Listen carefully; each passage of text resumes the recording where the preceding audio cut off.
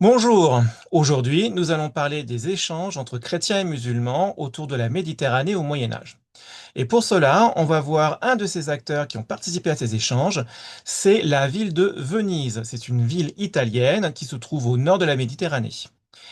C'est une ville aujourd'hui très touristique. Les gens, effectivement, souvent, ils veulent y aller pour faire des balades sur les gondoles à Venise.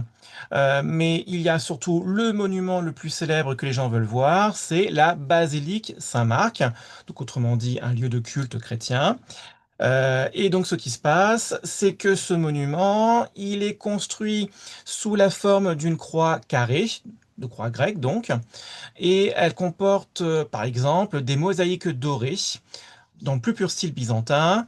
Par exemple, dans cet exemple de mosaïque, on voit en fait le vol des reliques de Saint Marc, qui a donné donc le nom à la basilique, qui ont été faites en Égypte. En fait, Saint Marc, c'était un des apôtres de Jésus, et donc Venise a commandité le vol de ces reliques, de ces ossements, si vous préférez, en envoyant des personnes dans une église en Égypte, à Alexandrie, qui était à ce moment-là déjà sous domination musulmane.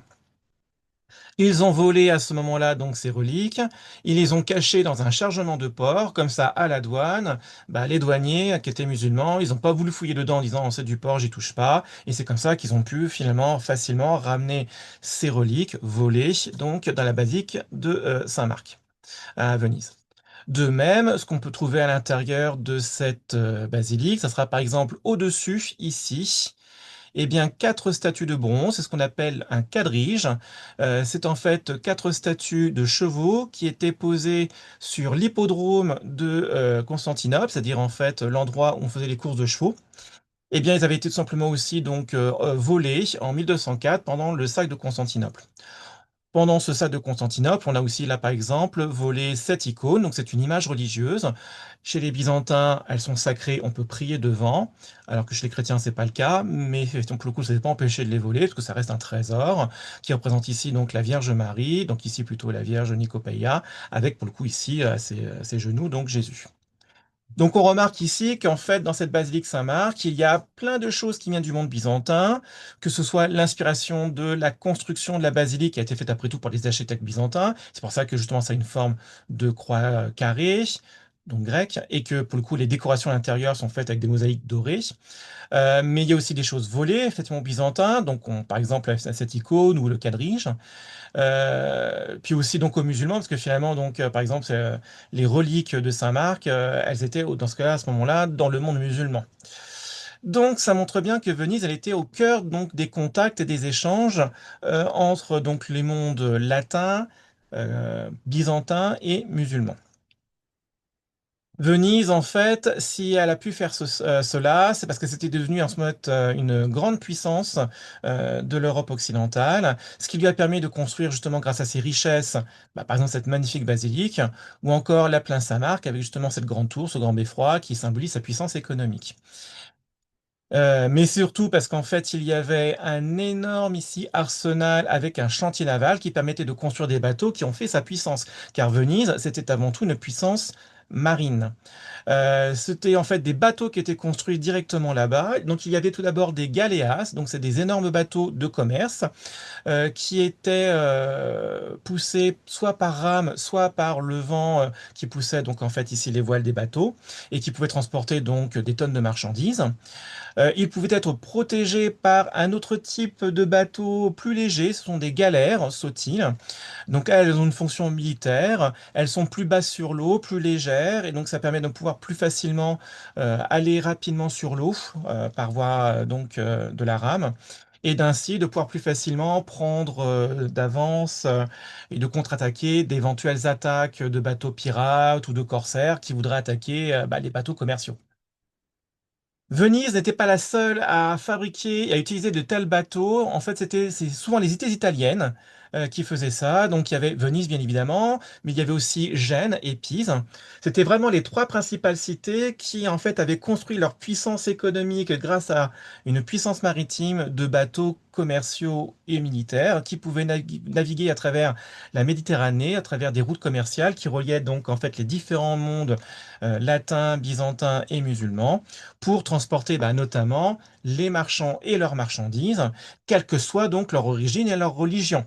Donc, par exemple, il y avait dans ce cas-là des marchands musulmans qui pouvaient prendre les bateaux italiens pour aller donc après, par exemple, à Constantinople ou à Alexandrie, etc., etc.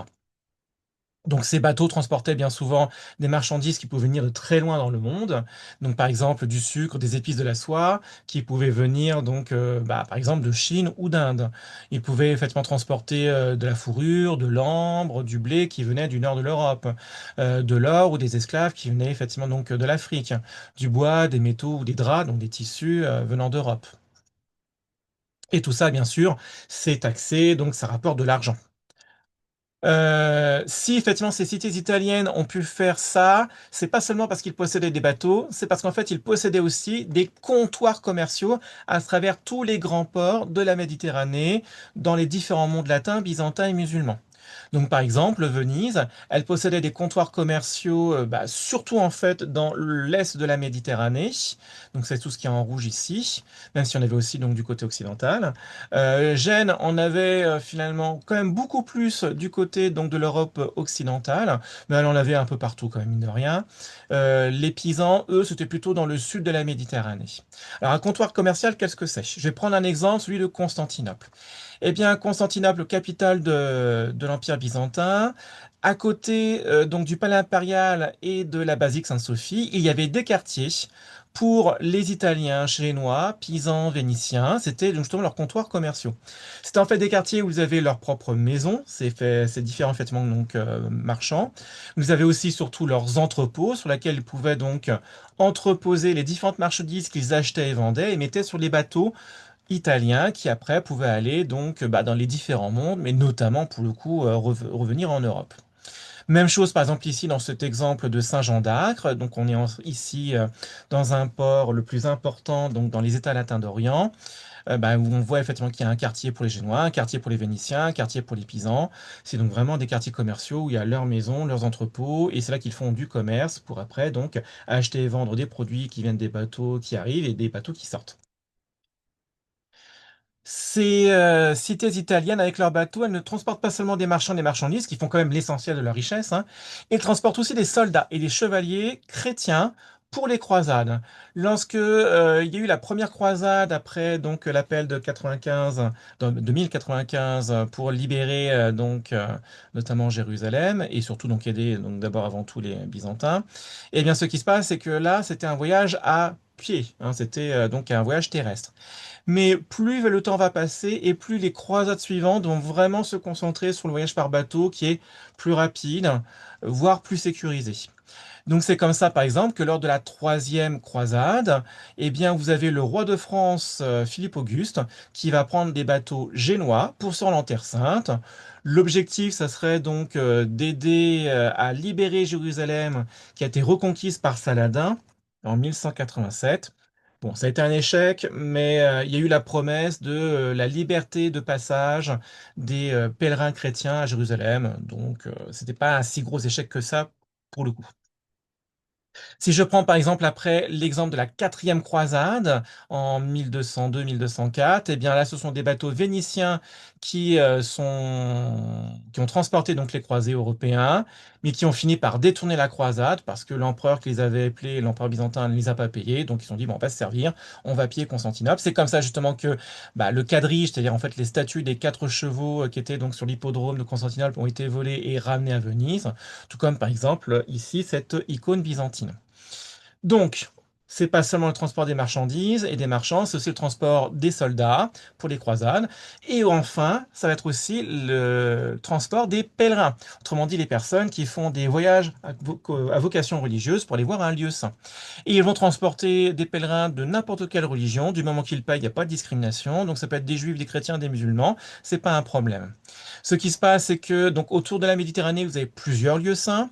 Chez les chrétiens, ça va être bien sûr le tombeau de Saint-Pierre à Rome, donc autrement dit un des apôtres du Christ qui a justement commencé à permettre l'évangélisation de l'Europe en passant par l'Italie. C'est aussi, par exemple, le tombeau de Saint Jacques de Compostelle, donc même histoire, hein, donc un apôtre enterré effectivement donc, dans le nord de l'Espagne. Mais le plus important, c'est effectivement celui de Jérusalem, qui contient le Saint-Sépulcre, autrement dit le tombeau de Jésus-Christ.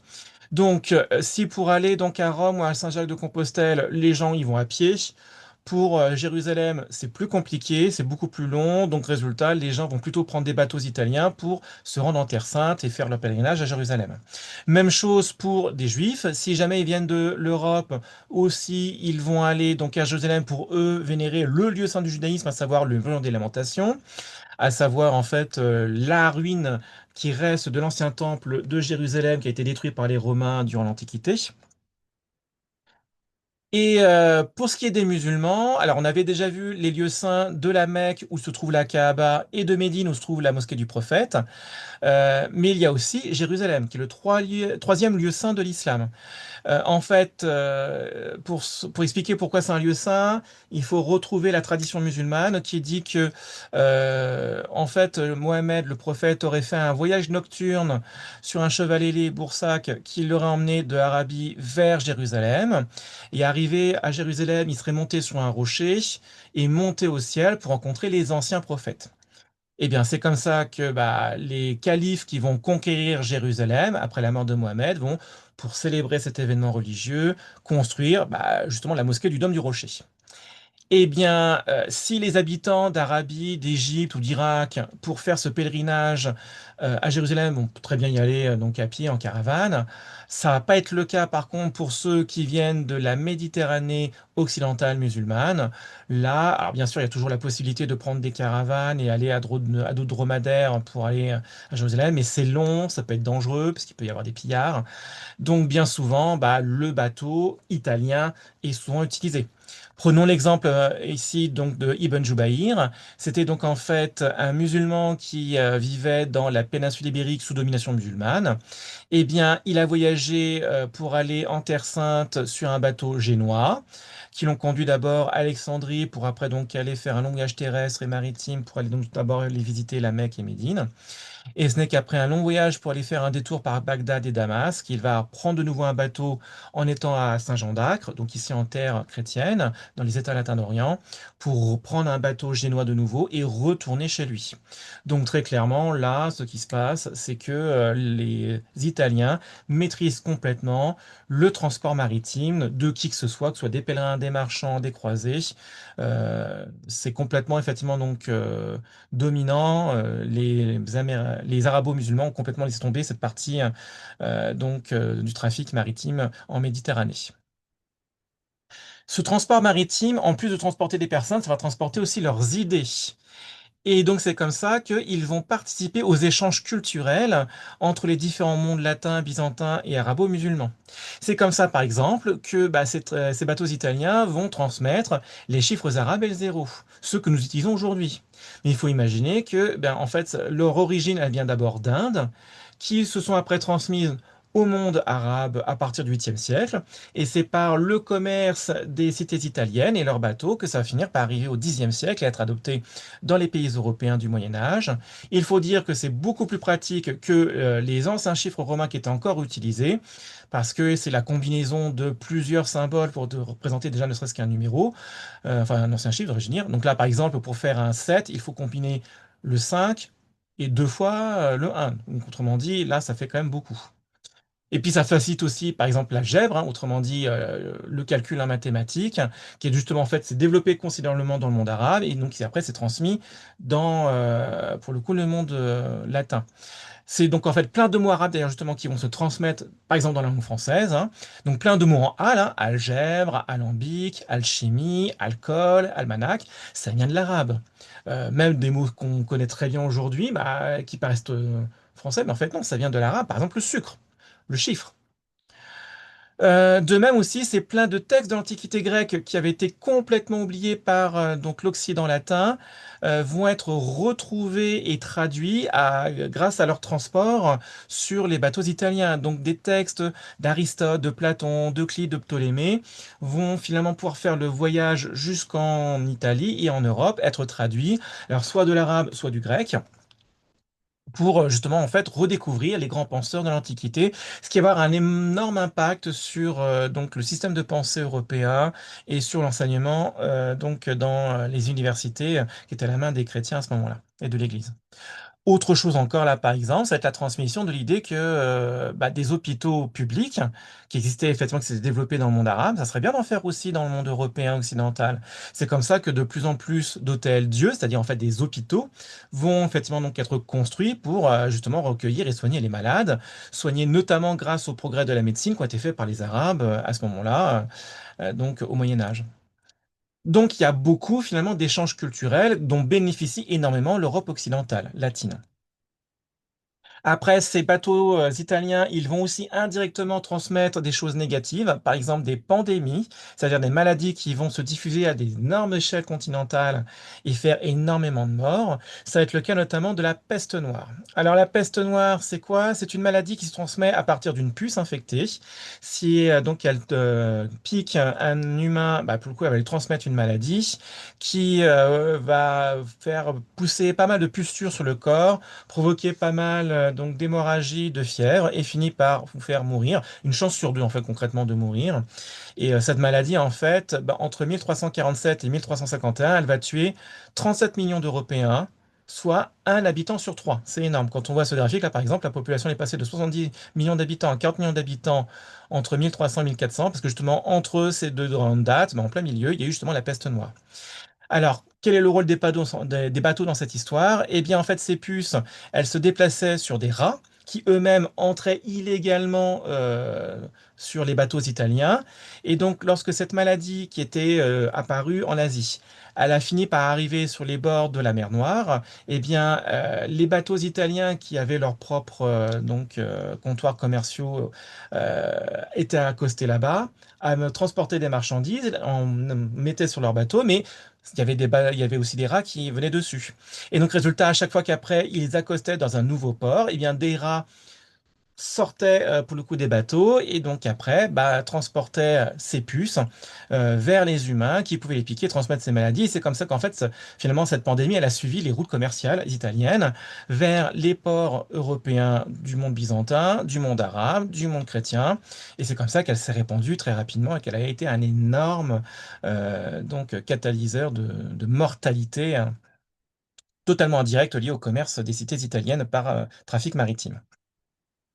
Pour résumer cette leçon sur comment les cités italiennes sont au cœur des échanges en Méditerranée, eh bien, ces cités italiennes de notamment Venise, Gênes et de Pise, elles ont transporté entre les 11e et 13e siècles eh bien, beaucoup de marchands et leurs marchandises, de pèlerins et de croisés dans le monde méditerranéen à partir donc justement de ces routes commerciales et de leurs comptoirs commerciaux qui étaient installés aussi bien donc dans les mondes latins, byzantins et méditerranéens.